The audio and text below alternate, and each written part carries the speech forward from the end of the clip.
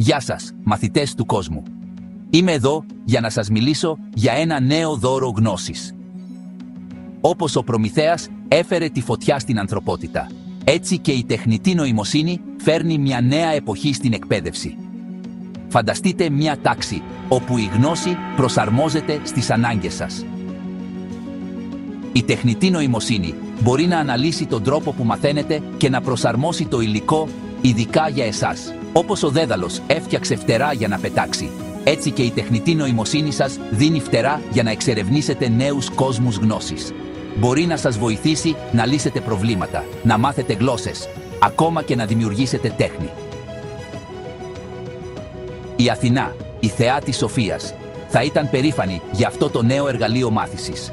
Αλλά θυμηθείτε, όπως κάθε ισχυρό δώρο, πρέπει να το χρησιμοποιούμε με σοφία και υπευθυνότητα. Η τεχνητή νοημοσύνη είναι εδώ για να ενισχύσει τη μάθησή σας, όχι να την αντικαταστήσει. Λοιπόν, αν η τεχνητή νοημοσύνη είναι ο σύγχρονος Προμηθέας, τι γνώση θα θέλατε να σας φέρει? Πείτε μας στα σχόλια.